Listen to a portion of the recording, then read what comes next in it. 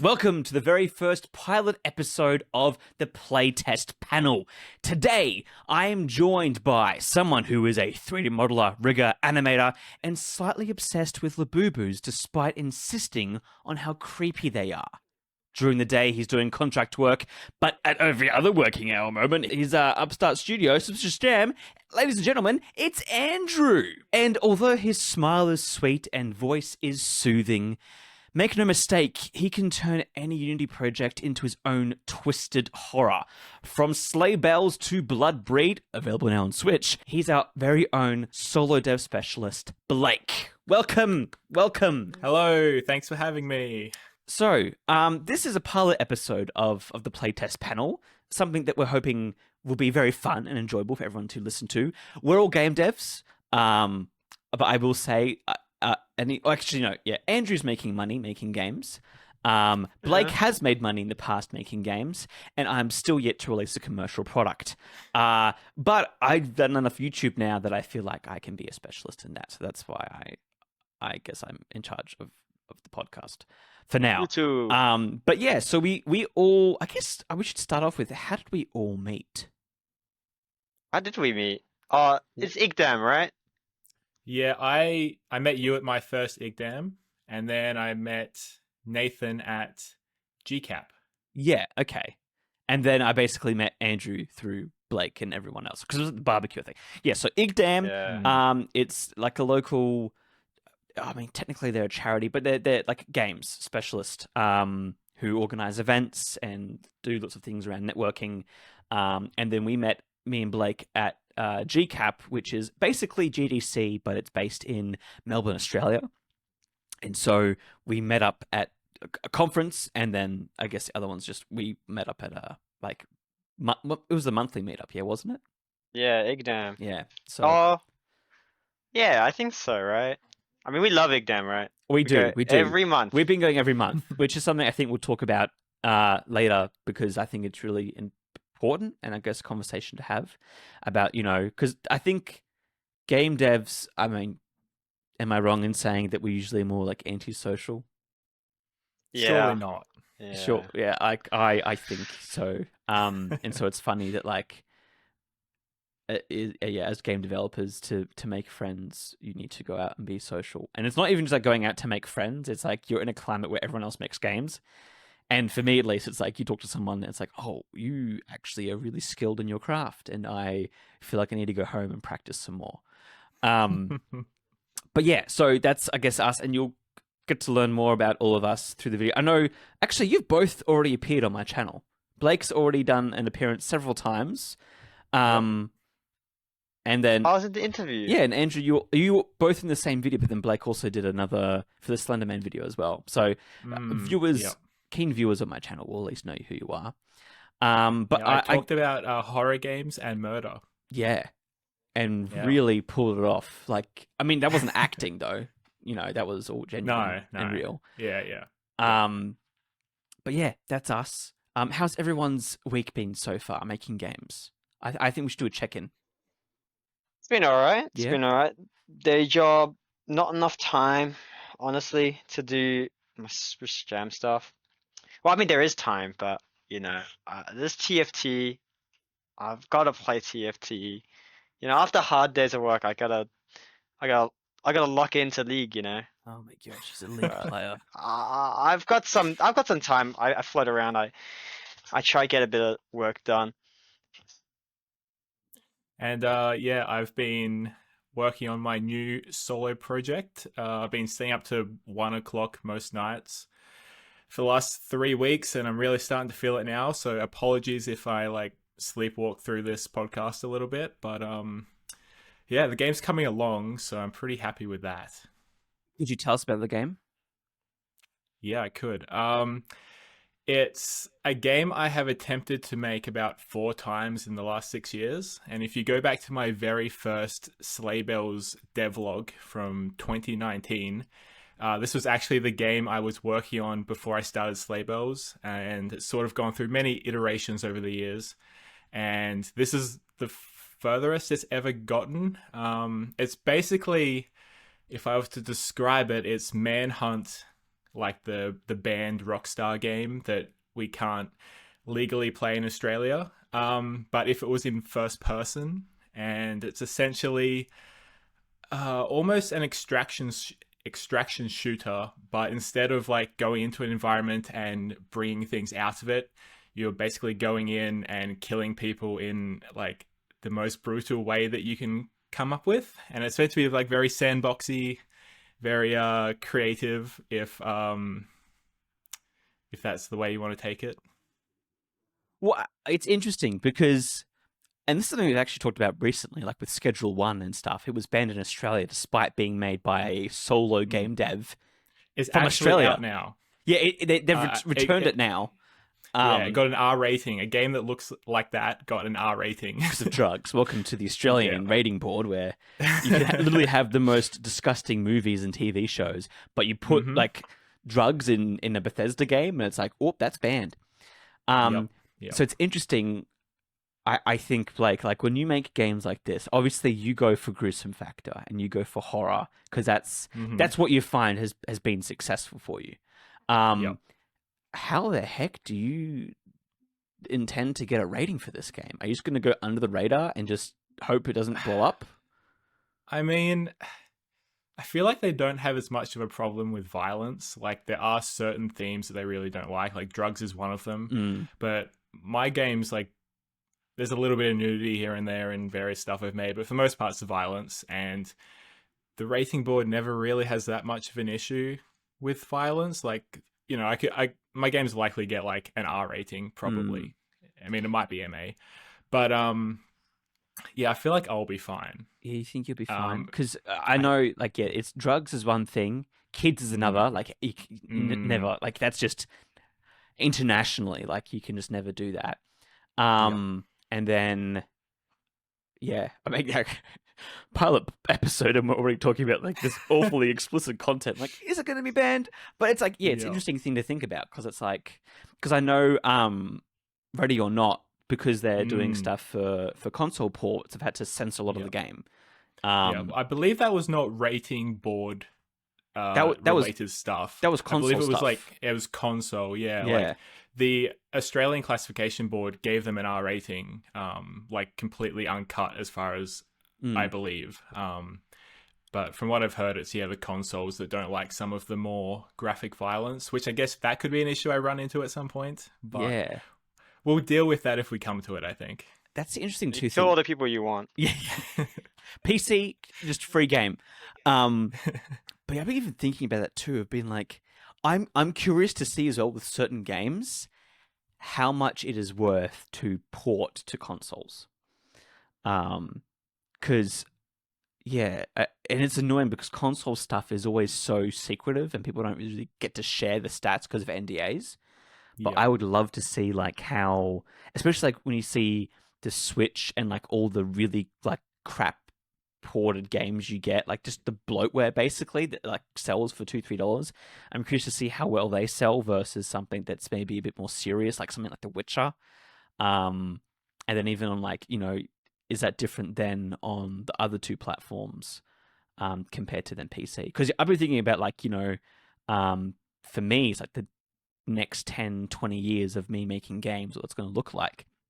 There was a really good talk by Thomas Brush recently. You guys have, I mean, Blake, I know you watch him as well, where he's interviewing a dev and he's like the oldest, he's the veteran of the veterans, and he's been making things for ages, and he just makes them by himself well enough that he can just spit them out, like he just does it to make ends meet. And I've been really thinking about how I could do that but still be happy with the games that I'm making. And I think I'm getting somewhere. And I obviously, like right now, I'm working on my other game, Coco Loco, which I want to get that finished. But it's so tempting just to start this new project because it's like, if this works, then I've figured out the next 10, 15, 20 years of what I want to do, like as a solo dev, if I was to do that. So I don't know. It's just interesting, like when we make projects as well, just talking about like, why are we making them? How far can you see yourself like going ahead with these things? And like, I always just think of stuff too, of like, I've seen your game, Blake, and it's good. Like that was both a mix of like, it's messed up, but also it's good. I can see people really enjoying it. It's going to have, I think, like a cult following, like how your other games have. But I'm just curious because obviously your other games have had like levels of violence. But this one, like you said, it's sandbox. It's almost like when game developers give players too much freedom. Government agencies are like, no, we don't like that. So I was just curious to see like what you, and as well, it's hard because like obviously you're saying before, like there isn't anything you think the board wouldn't see that would restrict it. But I wonder if while you're developing it, you're like, man, it would be really fun if you could do something in a crack den. And then the way that you like kill everyone is like by burning all of the like weed or whatever, all the crack, and then everyone gets high, and then like stuff like that where it's like, well, that would be a really fun idea, but who knows? Who knows what you can do? So so far the game only has one level. And the Unity scene is titled Crack House, so you're not far off. Somehow I knew. Oh, Blake streams are go crazy. They're absolutely crazy. I mean, you get a lot of views, you get a lot of YouTube stuff, on your each comments and stuff. So like, even if it doesn't do well here, you get the people who like them, right? And I think that's the worth it. That's what you need at the end of the day, right? Yeah. You don't need like a gazillion dollars on Steam. As long as people are playing it and liking it, like, hey man, like, ignore the government. Just let people play it. I would be happy with $1 gazillion though. That would be pretty nice. Yeah, I mean, wouldn't we all? Yeah. Oh my god. Oh, give me some gazillion dollars there. Nah, that's cool. That's cool. Well, I'm glad that the project's going along well because I know there's been recently just like we've all been talking about you, Blake. I'm sorry. We're always like, when can Blake just finish something? Like he's started so many recently. Yeah, and they've all been good ideas. Like we were playing Peak the other week with everyone, and then Blake's like, "Yeah, I did a demo for something like this like 2 years ago," and we're like, "Bro." And you've done the same with the other like the door kicking mechanic. That's been another one. I made a game very similar to Angerfoot, like very close to the time that Angerfoot had their original Game Jam version come out. And like the main point in my game was that you like kick doors to get through them, because anyone who's made a game knows that doors are like one of the hardest things to implement properly. So I'm like, just kick them, they're destroyed. And my inspiration for that was the Terry Velman game High Hell, which was like a really cool Devolver game, probably a lesser known Devolver game, but that's where I got the idea from. And then, obviously Angerfoot has come out since and been this massive hit. And now I basically can't make that game because everyone's just going to be like, oh, you're just copying Angerfoot now. So, yeah. Still Go Pogo Go. There is still Go Pogo Go. Which is the most like opposite Blake game ever. Like it's green. You play the pogo stick. It's green fields. It's a rage game. But it's also like, I don't know, when you send it to me, I was like, is there not like, I was waiting for like the plot twist, the horror, the like something like I'm going around the corner and there's just a body corpse or like, a killer's chasing me. But yeah, Go Pogo, that was it. There's also a game on Steam now called Go Pogo. But he had that name before I did. So, okay. So I didn't realize he didn't copy me. We both had a very, very similar idea. Like that name came to me in the shower one day and I'm like, yes, that's it. But yeah, I guess it's a pretty easy name to come to when you're making a pogo stick game. What are you doing in the shower to think of that? You guys don't think about making games in the shower? No, actually, I think about a lot of things. Like, it's funny, now that you're mentioning showers, I am not a morning person. And so when I wake up in the morning, showers are that's my morning coffee. That's how I wake up. And so I go in the shower. I'm usually very upset because it's cold. The water's cold to begin with. But you know what? By the time that the shower's finished and Nathan is ready for the day, I've already had such a prep session. I'm already like, got the 10-year plan going. I've already thought of the new game idea. I've already thought of the new show I can do. Like, it's just, I agree with you, Blake. Like, you just be in the shower and I'll just be doing my thing. And then I'm like, I figured it out. I'm going to be a millionaire. And then, by the time I have breakfast, I'm like, oh, actually, and it's funny too, right? Just talking about stuff too. Like you have an idea in the shower and you're like, that's such a good idea. It's so original. And then you search it up online and it already exists. And you're like, You got the fog and you're drawing out the idea on the I'm like, especially when it comes to naming things, I hate naming things. Naming this podcast took too long to figure out because the amount of game dev podcasts that are taken, and people will be upset if you take them, even though they haven't done a decent episode or like, you know, haven't come out in 3 or 4 years. It's like, the playtest panel, man, the amount of effort that it took to get there. And it's the same with like company names.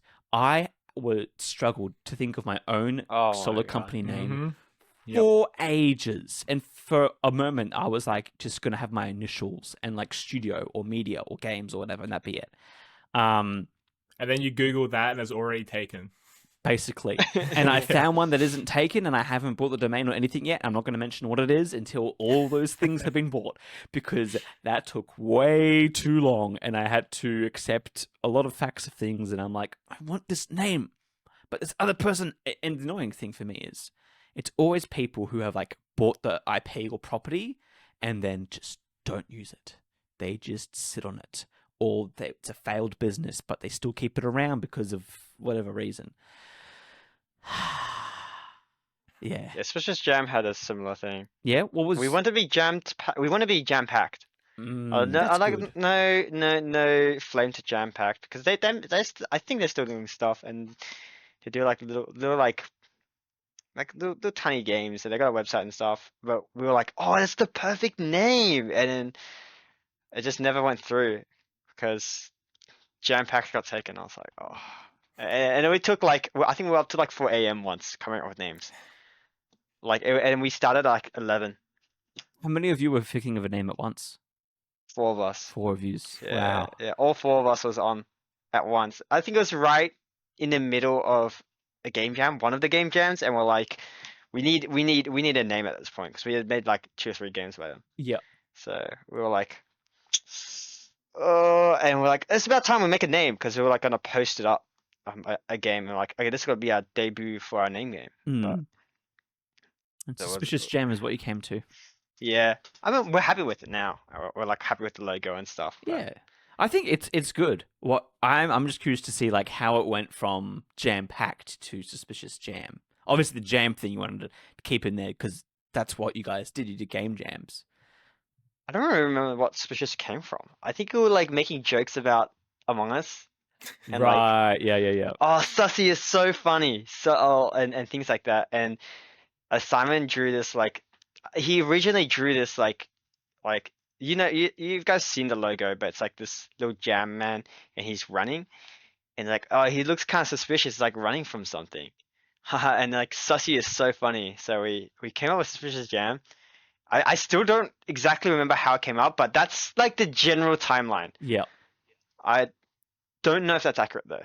I do not quote me on that. Okay. Well, still, that's interesting because like I know some people will do like their own names, or like where they are starting the studio or whatever. They'll think of like certain things that'll be inspired. And like Aussies, man, we are so hipster. Melbourne's so hipster, I should say, in the names and the things we come up with. Like I was pitching my wife some names, and she's like, "These all just sound like the same thing that you would get like lost in all the IGDAM, all the Melbourne meetup names." And you're like, "Yeah, you're right. Okay, it should be different enough."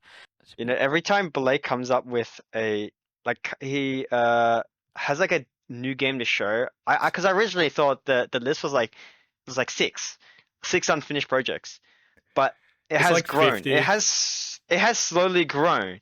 And I don't even believe 50 at this point, right? I think there's like, honestly, it's probably more. Secretly. Like, it may be more than 50. Like I just bought a new hard drive, and my previous 3 hard drives are just like, it's mostly just Unity project files from stuff I've spent 2 weeks on and then abandoned. I was so guilty a few years ago. I wouldn't even get 2 weeks in. I would like think of a game idea, start a Unity project, and give it like a night or 2 nights. Like, yeah, I've got hard drives that are just full, or basically the empty Unity projects, but they have really cool names or like code names of things. And I'm like, yeah, this is going to be really good. And then, you know, I mean, you might be the same, Blake, of like, you have a main project you're working on and then a side one, you know. And then the side project becomes the main project. Yeah, and then so the other one gets dropped off. And then it just, it's a cycle of just side projects taking over the last side project. Yeah, I feel like I've been stuck in that cycle for maybe 4 years at this point. It's getting like pretty bad. Like I need to finish this game. Like everyone listening to this podcast, if I don't finish this game, like I give you permission to like bully me over it, because I just need something that's just gonna make me like actually get in, stick to this one idea. I think this actually one is release it. I think this one is it as well. I think the We better difference hope. with this, I better hope, but I think the difference with this one is that I am the target demographic for this game. Like these are the sorts, everyone's going to think I have something like severely wrong with me for saying this, but this is the sort of game that if I saw it on Steam, like I would immediately buy it. And like there's a few games in this like subgenre, I guess, but a lot of them are VR. And you got stuff like Blood Trail, which I don't know if anyone's played that, but I've never seen violence as graphic as Blood Trail. But I'm trying to make something in that sort of vein, but like it's not VR, it's going to be like a desktop game. So I think that's sort of my angle here, that I'm trying to take a lot of these like sandboxy VR games and make them for desktop, essentially. that's really good. It's interesting you said that like this is a game that you would play. So again, I feel like it's funny. So Thomas Brush's videos sometimes frustrate me. He annoys me as a person sometimes, mostly because of his courses. But one of his most recent interviews with Jeff Vogel, which is the one I was talking about earlier in the podcast, it Spiderweb software. It sent me into a spiral, because I was like, okay, this is possible. You just got to be really critical with yourself and your work. And I was thinking of like, can I make my own massive RPGs in C++ with 90s software? And then like I was thinking about it for ages, looking at all the different, like, because I could see how he could make it and stuff. And I was like, I could do that. But Blake came down the same thing you were saying of like, but I wouldn't want to play that. And I think my issue with Kokoloko I've had a lot of the time is like, it is a game I'm interested in, but it isn't a game that like, if I saw on Steam, I would buy instantly. Where this next idea I have, I'm like, yeah, no, that's pretty cool. I would dig that. And I think that's also really important of like, and Andrew, I want your thoughts on this too, of like sometimes as game devs and like smaller people, we like to think about like marketability, what's trending right now. But I think at the end of the day, one of the key elements to your game's success is that you love the game that you're making and it's a game that you would play and you're passionate about. I mean, look, I'm 3D artist. I'm mainly 3D artist. I used to be a bit of a programmer, so like my experience is slightly different, because I kind of just what I can count the amount of abandoned games on maybe like one or two hands. Unlike you guys, I think might have a bit more. Because I typically work with groups. I don't really like working alone. I've only maybe worked alone for like, besides uni projects, like one project. And I never finished it, but like I made it because I was like trying to parody sort of. I typically, that's my ideas, typically parody. I'm not like hugely like game what's the word, game design focused of like unique abilities. I just like to try and replicate things I already enjoy and make more. But I also carry these ideas, and when we've done a few of those, my ideas in SusJam. I think one of my main ideas was mecha mode, and it was just literally you guys haven't played this, I don't think, but it's Borderlands the pre-sequel. You got this character called Claptrap, and he's the Joker character, and one of his skill trees is like he just switches like halfway during, like at any random point he just switches, so that he's like the best gun you have to quickly switch into. So like he'll have a subroutine called like shotgun subroutine, and it'll randomly change this SMG. So you gotta quickly get in your inventory, switch to a SMG, or else your current weapon is absolutely useless. And I thought that was really fun, that like just in the middle of battle an idea changes. And I just really wanted to make that idea. And a lot of my games are game jams, so like I'm not really looking for insane, unique gameplay. I'm just kind of looking for something that's fun. So it's something that I enjoy. But it's, at the end of the day, for someone who works in a group, we try to come up with an idea that every single one of us is like, oh, that's cool. That's like, I sound like the idea or the sound of it. We had like a pretty big meeting a few months ago where we were discussing ideas, and there's a couple of ideas that came up, and not everyone was like, not that no one's on board, but not everyone's excited about it. So Mm. what makes our projects, us, is the fact that every single one of us like gets a oh sort of moment. Right, and every single one of us plays different games as well. So it's always really cool when we come together, we find a conclusion that like we have a breaking point where it's like, oh, that's really cool. We've been playing a lot of Friendslop We have recently, been. right? We've Mm. been playing a lot of Peak. We love Peak. Yep. We recently got all onto Repo and played a bit of that. Even Phasmophobia, like we played a bit of that, and Yeah. they had a new Briefly. update. And I will admit, as much as I don't like scary games, the update I was kind of like, man, I'm kind of down to play with you guys. Like that was fun. So, And we've been we've playing, been playing Content Warning a fair bit as well. Content Warning too as I well. love That was Content fun. Warning. So Yeah. good. It's funny. I feel like we all have like our different favorite Friendslop game. Because yeah, We talked the other day. Yours is Peak, right? I love Peak. Peak is my favorite right now. What's your favorite out of all of them? I reckon mine would have to be Content Warning. I really enjoy like just, I don't know, screaming and He's screaming, running around with friends with the camera. Yeah. I find that to be the most fun. Then Peak would be pretty close behind that, I reckon. Yeah. I think Content Warning has that. I think that's okay. So I from what I know, Content Warning is considered Friendslop because the gameplay is very minimal, Mm. and if I pull up the chart here, Friendslop is a game with no ending, where the gameplay focus is running on your friends. But despite that, I think Content Warning is still my favorite because there's so many unscripted, movie moments, like that you just don't get from like anything, Yeah. right? Because you play these games and it's that certified like movie moment. I remember being stuck on a ship for ages, and I thought I saw you guys still moving, but you guys thought I died ages ago.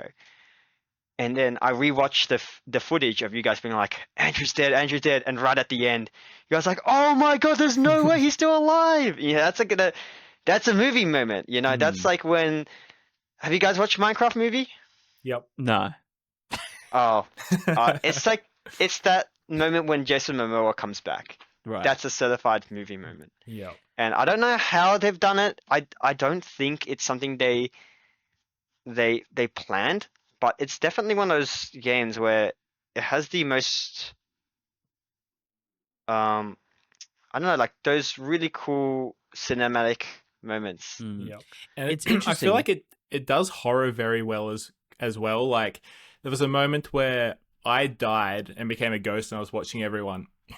And everyone else was still alive and they're all together and they came across my corpse hanging from the ceiling in this like monster's mouth and like stuff like that. Even though it kind of comes off as humorous, it's also like this really like horror movie moment as It's well. also threatening, I think, because it is your friend.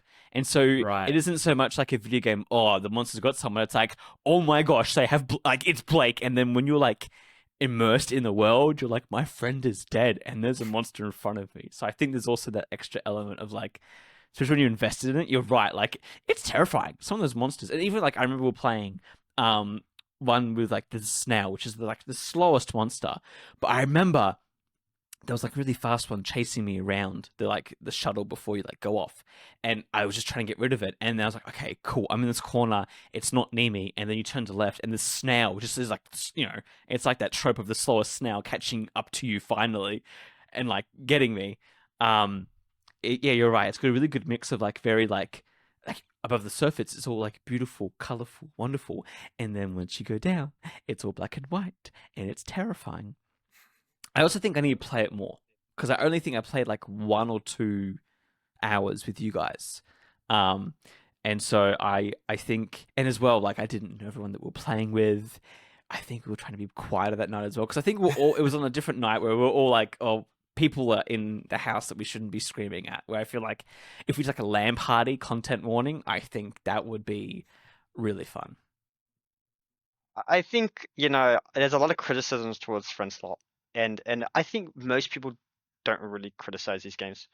But, you know, these games, they're not really, you know, you don't need some kind of crazy gameplay mechanic. You don't need like, you know, multi-crafting, you know, immersive. You just kind of need to get together with your friends and just enjoy a good time. And despite, you know, it's kind of low effort, but like it's that sort of low effort that kind of like brings some charm to it, right? It makes you as a player build the story around or build the game around rather than, you know, having to have the gameplay carry most of the weight. I I watched think you're right in a that. I watched a YouTube video on the making of Repo recently because I think one of the guys in their team is like a YouTuber and does a bunch of devlog stuff for them, and they interviewed I think the 3 developers that made that game, and that was their first, I believe, 3D game, and their first time using Unity was making Repo. They'd made a 2D game maker game before that, and then just I think they were meant to take 2 weeks off. One of the guys was like, oh, I just have this little idea. I'm just gonna just go make Repo, and the others came back from their vacation, and they all jumped, like 3 of them jumped on it. But I, I don't see how you can make a game that's that level of quality in, I believe, a pretty short period of time when you've never used, for one, the engine, and 2, never worked in 3D before. And I'm just sort of sitting here like I've been doing this for 6.5 years, and I've never made anything that comes close to Repo. But I think it just sort of like speaks to like what these games can be. They're like something that is made, you know, by I don't want to say inexperienced because they had made a commercial game before that, but inexperienced in the type of game they were making, and just have it blow up the way it has and become so popular. And I think that that's very inspiring to me as a developer.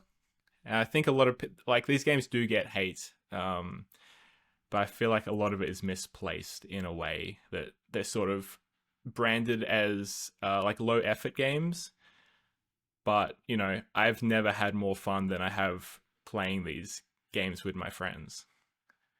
I think you've both posed interesting points. I think it's actually really smart, like we were saying before, that the gameplay is more basic. I think it's actually really clever design that they make you fill in the gaps with things that, you know, you don't need a whole season pass, full expensive, you know, mechanic, but rather if you just give players enough to like hit each other with, jump onto each other, and then obviously have a decent loop of like, okay, we go out and do like search and find and gather and return. The rest players make up by themselves. And I also think, and this is, I just think about this all the time, it's like, these are all multiplayer games. And people who say these games are easy to make obviously hasn't tried making anything in multiplayer before. Because I know with Peak as well, like once that game came out, that team has been crunching ever since the game came out just to fix all of the different bugs. I think, sure, does it take less time and potentially less effort than making, for example, like a new Call of Duty or whatever? Maybe, but the thing is, these teams are very focused, and I think one thing you were saying, Blake, was like, how can they make this so quickly without the inexperience? I think once you have a good team that has like a really strong flow, you just can bounce off each other and keep each other going. And as well, I think just teammates make things easier when it is working together like a well-oiled machine, you know? Like we've been doing a little bit of stuff together, and whenever someone commits a thing, it kind of makes you want to do a bit more as well. Yeah. Whereas when you're doing it by yourself, sometimes it is just so hard to find drive if you're not able to just pull it out of yourself. So, Are we announcing the new game on the podcast? To see where. I don't know. We'll see if it gets done. All right. I mean, you could just say that it's a PS1 or not PS1. It's a little horror game that we want to make together to see what we can do. But I want Blake is in a good flow right now with his other projects, so I want him to focus as much on that. And between I can multitask. No, you're going to focus. I mean, I haven't proved that in the past, but I can multitask. No. Because I think Friendslop games are a new genre that's come out, and it's kind of, I think, in many ways, going to be like the battle royale thing. So when the first battle royale games came out, you had obviously Fortnite, you had PUBG. That's it, yeah, PUBG, and even now with like Warzone and Call of Duty, I think you'll have people who've made Peak and who've made Repo and stuff, and they're going to know how to make these games really well. And if any new games that they make are probably going to be successful because they understand and they can, I think, iterate enough on that genre. I think what we will see in the next couple of years, if not months, is a lot more people trying to make what I would call genuine Friendslop, where they've just put people in like a 4-player party and different fun interactions of doing things. And I don't think those ones are truly what the genre should be, because you'll see less effort, less focus on design and on the fun for the players. Because I think you guys both put a very good point on the reason why these games are so fun is because you have fun with your friends. You never laughed so hard playing these games with them. Where I think kind of the cookie cutter games that will come out in the future aren't going to have that same magic, and they will be basically just like junk food to you. It's like, okay, it's a new game that's trending out right now. Well, like for me, it's like Peak. I will happily go off and play that by myself and get to the top because it's just a fun game to play, and playing with you guys is always so enjoyable.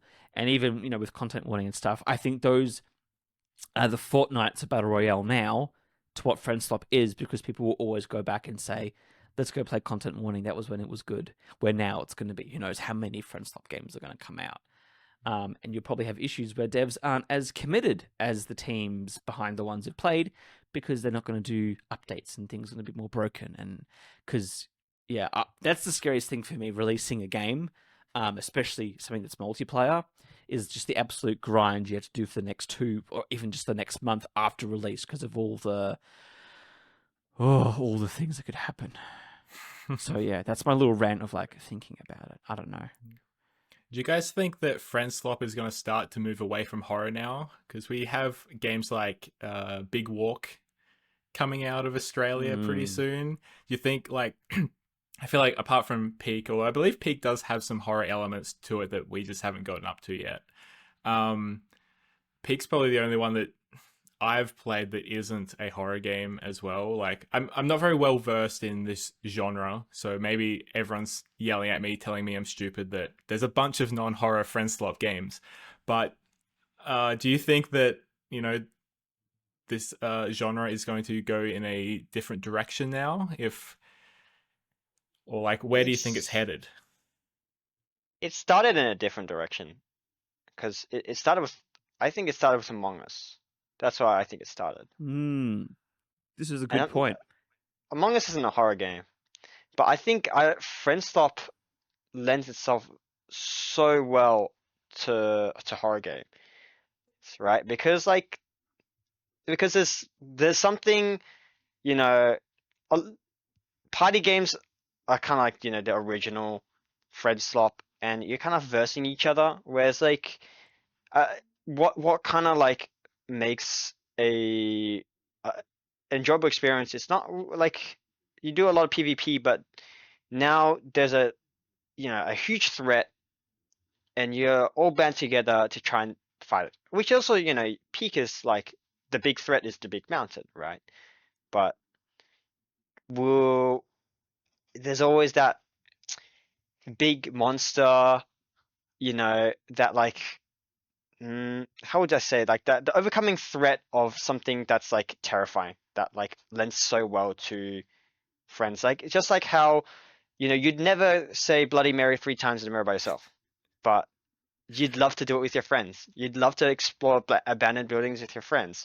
Like I think that sort of fear is what kind of made this so strong, and why I think it'll keep going. But like I said, or like you said, peak is a big one now, and that's the most recent one. So we just have to see, I think. Mhm. I think you raised a good point too of like thinking about Bloody Mary. It's like I love seeing when things culturally happen first and then seeing it happen in the game space, because then you can actually look back at that cultural phenomenon and be like, okay, how does that then adapt into society and culture? Sorry, that's the game studies person in me. Um, and I think these Friendslop games, what makes them good are two key factors, and it's fear and joy. If you can experience those two things in a session, I think you've got a good Friendslop game. And I think having it with friends heightens that emotion because you're reading off of each other's. It's so much more dramatic to watch Blake fall off a cliff in Peak and hear a than to watch like an NPC do it, right? Because I know Blake's a real person at the end who's probably actually having that emotion. When Andrew eats a poison mushroom, I feel for him. I empathize for him. I also kind of think he's stupid for eating poison mushroom, even though Blake's more the one that like does it. But I think that I it's appreciate like, Nathan carrying me on his back like 90% of the way up the last mountain we did, Thank and you. reviving me. So I Thank you. appreciate And then it. the other two died, and they couldn't progress anymore because I didn't die. I didn't. Sanka died. Okay, Sanka that wasn't me. That wasn't me. But yeah, I think that's what makes these games so engaging, is because obviously they're dealing with these very heightened emotions of fear and joy, and then by having a social aspect that's familiar to you, you're then heightening that even more than if you were to do it independently. That's the reason why I loved playing Halo back in the day co-op with friends, because like the experience of shooting aliens is more fun with your buddy who's also experiencing the same thing you are. And even with like Call of Duty, like any game, when you think about its multiplayer, it's like it's heightened when you and your friend are both feeling the same thing. When you're both in the kill streak together on the same team, like it's heightened of like, yeah, we're going good. And even why things like MOBAs and stuff are so, I think, addictive for people is because like when you have a good team and you play a good match, that is a feeling I don't think anyone in the human race has probably felt until they've played a MOBA. Like maybe they felt it during the wars in history. Maybe that's why they actually had wars more often, because of that feeling of like, yes, we have worked together and accomplished something. But I think, thinking about Friendslop now, it's like on its own and what they are as games, I think are actually really valuable and very clever in terms of their design. My biggest concern, which we always see in the games industry, is a trend happens. The main ones remain consistent. A few will come and go. Like we might get a few like Apex level, like Apex Legends, the game level of like, it's good, but it just can't hold its ground enough. At least that's my opinion of Apex. And then you just get ones that are just clearly, EA shovelware. But I also don't know, and that's the thing, right? I say that. I don't know if AAA and higher, like I can't see Ubisoft making a Friendslop game. I can't see EA doing it. I can see maybe certain bigger game studios getting ideas or having game modes of it, but I just feel like as soon as, and I feel like the games industry moves so fast now with trends, as soon as a big game company is going to announce it, people aren't going to be interesting unless it's got a decent hook. It's probably already happened, and we've probably just missed it. It just didn't land well, and it just came and went. Can't I think mean, of any. I wouldn't put it past any of the big companies to like roll out one in like a year's time. Probably past the trend, but like I feel like they just sort of wait around for the indies to prove what's popular and then jump on the bandwagon a bit. I also just had a thought. I don't know if they've figured out a good way to monetize it. And I think that's why those other game modes and genres have gotten bigger.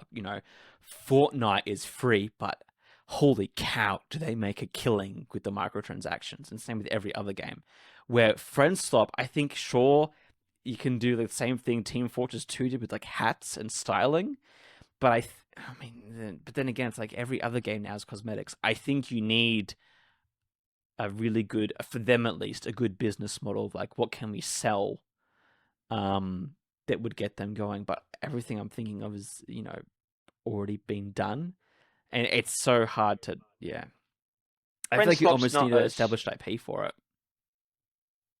yeah, and I think Friendslop's not as easy to monetize, Um, especially if it was like, if it was Friendslop was free, say like Bone Rooms, right? We played a lot of that, but um, we haven't gone back to that because it's not consistent enough. You need your friends around. Not everyone's always free. We're only able to play like once every week, once every second week. I think we've been pretty If consistent on once a week. yeah, but if someone's not going back to it every single day, Hmm. when Fortnite was big, some people were getting on it every single day, you know, that's where you get most money. You can get most sales. Whereas if there was cosmetics in this, I would not buy it Hmm. because I'm only in it once every now and then. So it works very well with indie. I'm interested to see what a AAA would do, but I can't imagine there will be much success there. Yeah, that's the thing I'm thinking of as well. Was like, how much would you, if they were to charge a not free, if they would do a AAA company price, would people pay for that? I think that Among Us was so successful because of how cheap it was during COVID. People could just hop on, like everyone hopped on, played Among Us because wasn't it like free on mobile or something? I remember, or they had It's different pretty cheap versions. on Steam Like, too. like it was cheap on Steam, it was free on mobile. Where like if AAA came out with like $100 game 60 what's the US one now? It's like $70 they're I think it's complaining up about. to 80 now for the Yeah, well, Nintendo stuff. Yeah. we're up to 140 here in the land of Oz. Thank you very much. Um, yeah, it's like, would I pay that for multiplayer? Like, I guess people do for Call of Duty, but that is such a specific game and genre and fan base. It's like I don't know if anyone else could do Friendslop well. Like I'm trying to think of like Assassin's Creed Friendslop, you know. Um, what other franchises are there that you could do stuff with? Like, and I don't know if anyone would pay for it because the reason why I could play this game with these guys because it's like $7. It's cheap. It's easy, and like I've had friends who've been like, "Yo, bro, get the new Call of Duty." I'm like, man, I'm not going to do that for another 5, 6, maybe never because the games are $120. And even now, like I look at the old games I played that were Call of Duty on my Xbox to get them on Steam, and they're still like 80, $90 for a game that's like a decade old. So and that's just all of AAA. So I don't even know if they can break into the market because they'd need to sacrifice money or profit, but then they can't do that because of the way that they structure their businesses. We're indies. We're like, heck yeah, buy my game for $7 if it makes me a millionaire. Sweet. I'm going to work on it anyways, even if it fails. So yeah, I don't know. That's just really interesting to think about. Indie's a huge market. You can really get anything out of indies. You can get, AAA quality, with Expedition 33. That is one of the highest quality games, and I think that's considered indie, right? Yeah. I believe so, yeah. And you can get anything from, small garbage, single asset games to, big quality games, and that's why indies are so. That's why indies are, pushing the market now. That's why, and these people they don't need that much money. They just kind of wanna. They're making what they love and turning a small profit, or a big one sometimes if it's good enough. And I guess a lot of us are like, or indies in general, we can take. I know, like we like to rag on the big companies a lot, but I guess we can take risks where they can't. Like if they take a big gamble on something that doesn't pay off, then 1,000 people are out of the job, sort of thing. Not that obviously when an indie gambles, you know can also lose your company and lose your staff. Not that any of That's a us lot are of up to that personal point stake. yet. Yeah. But yeah, I just feel like what the reason there is so much interesting stuff coming out of indie now, and it's sort of been the case the whole time, really, is that we have the ability to take the risks that the big companies can't. I think it's Yeah, also the one thing I've thought of recently is like even this just the democracy of it. It's like if you want to pitch an idea to your game company, say for example you work for some big AAA game company, you have to convince the person who's in charge of you. You got to convince all the leads in that thing. You got to convince the game director. Then you got to convince all the stakeholders. And it's like if you're an indie, it's like you have the idea, you convince you and maybe your team and your publisher, and like that's it. If you're working for AAA, it's like you have to convince like tens, if not hundreds of people that your idea is valid. And even then, I feel like they'd give you such a shoestring of like, okay, it's not looking successful. Okay, cut it. Especially right now, we've seen like some really good games just struggle to even get funding. Yeah, it's really interesting that like indies, we can take more risks. Sometimes they'll risk the mortgage, but then they're like, but they believe in it, and that's the thing. Something that I'm like, man, that's what makes indies so good. Is like they believe in that idea enough that they're like, all right, I know this will work out because I'm willing to risk this. But like AAA, I think you can, especially now, maybe like force a few people to crunch, but a lot of them are just like, nah, man, this is my job. And I say that, but also I'm like, game developers, we're a different breed. Once you hire us as full-time workers, we're still going to be just as passionate about the things we work on, whether it's indie or AAA. I think, yeah, it's right in saying that like AAA, there's more politics and there's more, I would like democracy. Like you need to convince more people, which makes it so much harder. Yeah, yeah, absolutely. As much as we love to dog on AAA, they have their troubles. If one person wants to change a game for the better, it has to go through a lot of hoops. You know, there's a lot of ego in big indies. Not big indies, sorry, AAA. We write There's a big lot of indies too, ego. actually. You end up finding it like the bigger you get, the more the egos can grow Yeah, sometimes. exactly, absolutely. And yeah, and ego is a very tough thing in games. All of us have our opinions, and we're the good thing about small indie is you're fighting against either yourself or very few egos and ideas, whereas bigger companies, they've got to go through a lot of hoops, and sometimes produces some good results, sometimes it doesn't, but um you know as long as it to me, as long as it's not affecting huge jobs, I don't really mind, right? Yeah, I Yeah. think you'll make valid points.